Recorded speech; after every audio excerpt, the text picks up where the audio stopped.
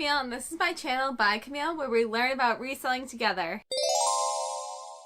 Today I wanted to share with you how I described any damaged items that I'm going to sell and how I describe wear and things like that. While I do try and get items that are in great condition, the fact of the matter is sometimes when you're getting free stuff or you're digging through a lot of inventory, you can miss things. Stuff from my own closet can sometimes be, damaged things I don't want anymore. But I tend to just sell everything and anything. So in those situations where, if it is something that you just truly do part-time or just from your house and you really just want to make a little bit of extra money saving up for whatever kind of goals that you have, I still think a lot of this stuff is sellable, and as long as you are honest with the expectations of the condition the item's in, I think that everything is totally still worth selling. So I have some items right next to me here, and I'll kind of go over and tell you about the damage level they are, if I would still consider selling them, and then exactly how I would present that item. So first is this coat. This is a Steve Madden two-tone trench coat, so it has the tan and the middle part, and the sleeves are like a faux leather. I absolutely love this jacket. I bought this quite a few years ago, maybe 8 years ago now, and I've worn it a lot. And I think what happened is, so all this leather on the sleeve is completely damaged and wrinkled. It's actually coming off in some places, and on the inside too, this leather lapel is all completely, you've probably seen this if you've had any faux leather pieces. It always kind of happens in this area by the neck. A lot of the buttons have come off on this jacket. Thankfully they've come off where I've been able to replace them, or I had the extra. So I've replaced a lot of the buttons on this, and I just don't think that this is really worth it to sell. I was considering removing the arms and just kind of keeping it as a vest. Oh look, all the leather's just totally flaking off, but it's just a lost cause at this point. So something like this I would not sell unless, just to use as an example, if these buttons were designer, then that situation I would consider removing the buttons and selling them. So in this case, I'm probably just going to donate this jacket or just remove the buttons and keep them for something else. I'll try and do something with it, but most likely I'm just going to donate it, and not to intentionally put something out there that, someone else is going to buy and it's not in good condition. It's just that some donation facilities do actually recycle the clothing properly. The next is this shirt. It's just a very casual top, and there's really not much wrong with it. There's not any holes or anything, except the way the material is, it kind of looks like it's pilled all over the whole thing. So I might take a few minutes and go over this with a sweater shaver, but I'll probably still put light pilling, so I won't do too much work on that because I just don't think I'm going to be able to depill the entire thing. And it's just really a cheap shirt. Cupido, which is probably, or Cupio, which is probably a TJ Maxx brand, and I did just sell a shirt by that brand, so I might just throw it up just because it's quick. I'll just take a few pictures, but other than that, that's what I would kind of say. I would say light pilling all over for this item. This is another one. Similar situation, it's just a casual, cheap kind of top. This is the brand 89th and Madison. I think I did get this at TJ Maxx.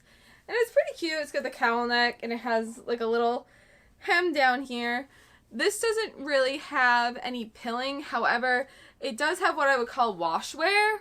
So I'm not sure if it's really going to show up on camera, but it kind of almost has a light white cast over it. The color really isn't as vibrant. It actually looks really good on camera, but it does kind of have just a light cast over it, and that's kind of like washwear, where the color isn't as bright and vibrant, or sometimes the edges of especially jean jackets, you'll see kind of there's a significant wear. That's usually a wash wear from just going through the wash a bunch of times. So again, just like a nice little shirt you could probably get about $10, which I'm going to start really listing a lot of these things that are like outdated that I have, or you know, just not in great condition, like super cheap. See if I can just push them all out all at once. So that would just be a really nice little spurt of sales for me. I've been thinking about doing that for a while, so I just need to do that. Just mark everything way down and make it go away. Alright, next up for an example, I have these boots. I've only worn these boots 2 or 3 times, and I just don't really see them fitting into my current wardrobe, although I do like the leather look. They're just a little bit too uncomfortable for me. And now the bottom does look pretty good on both of them. However, the heel is pretty significantly damaged, along with the actual heel stem. There's a little rip in the leather there. So this is replaceable, this little bit. So sometimes I like to put information in the listing like that. Like, I had a backpack once and I said, you know, you can easily replace this buckle. I actually did write Amazon in there, and that was the wrong thing to do. Do not put words like Amazon. You can just say buckle is replaceable for, you know, $10 or something like that. Or again, heel replacements are available. So if these were a higher end brand of shoes, this is Chinese Laundry. This was something higher end, I would do that myself. Kind of like how on my Instagram recently, I showed that I replaced the clasp for a pair of Madewell overalls. It was just like the little bit that holds the button for the overall part. And that was a pretty simple thing to do. It definitely, you know, made me feel more confident in the price that I was listing it at. But, you know, for something like that, you can give someone the option to do that themselves. And that's just, again, something you can put in that listing to help encourage someone. For examples of things that I've actually sold, I'll put it up on the screen here. So the first one is a Kate Spade purse. I purchased this at a By the Pound store.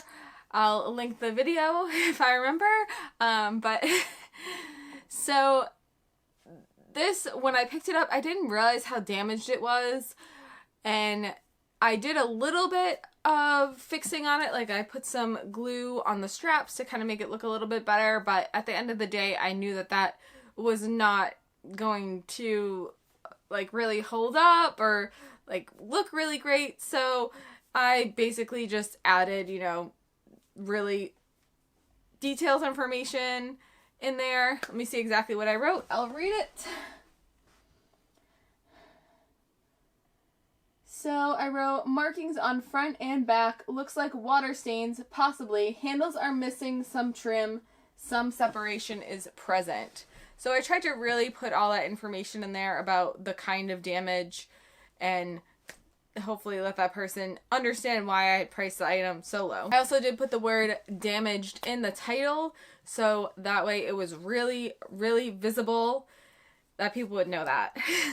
The second item is this really cool sequin, kind of like bolero jacket, like a little cardigan type dressy thing. I really wanted to list it because I thought it was really cool and someone could still use it. It wasn't damaged enough that I thought it was, you know, trash.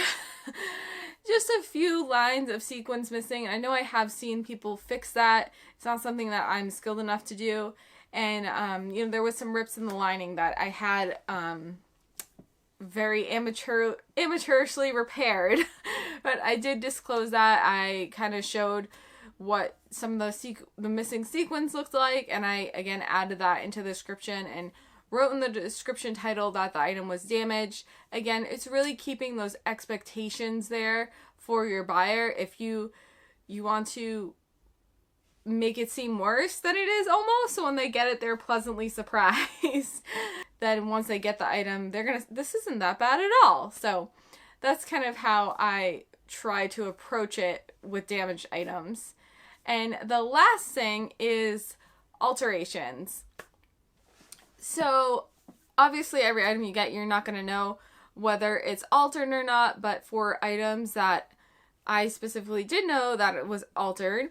Like this Tory Burch dress, while it was altered very specifically, because it was altered to my size at the time when I was wearing it, I tried to think of a size that it would kind of match, and that's obviously really difficult because so many people use different size charts. So I just kind of made a guesstimate, put the measurements there, and then also, again, alternative uses I thought of. I said, you could use this fabric to make something else. You could use the buttons. I have, like I was saying with the Steve Madden coat, a lot of people do sell designer buttons, and the fabric is silk. So someone might be able to use that to make a scarf, or, a lot of people are making scrunchies, things like that. So that's kind of what I thought of if there is a person that doesn't fit those exact measurements, which would be super hard to find.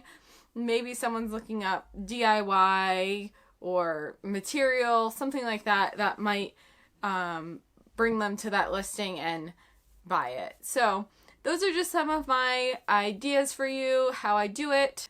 Yeah, so just to kind of sum it up, think about, is the item damaged versus is it just a lot of wear on the item, and that might kind of help you decide if you want to actually sell it and how you're going to describe it. Then of course make sure to use a lot of descriptive words like pilling, washwear, describe holes. I've seen a really good example of someone using a dime or a penny, just like a coin, to show how big or how small a hole is. So if you think about, I think a dime is the smallest coin. So if you put the dime next to a hole, it's going to make the hole look a lot smaller and just kind of help it stand out that this is a really small hole. And, just make sure to disclose absolutely everything that you can about the item and keep those expectations in check. So if someone has really low expectations and you exceed them, that is what you want to do. So I hope that you like this video and it helps you in your reselling business. I try to really show you real life examples with, the items that I had here and then items that I've actually sold doing this method. So I hope that you got something from it, and if you did, be sure to like this video, subscribe, and I will see you next week for another video. Bye!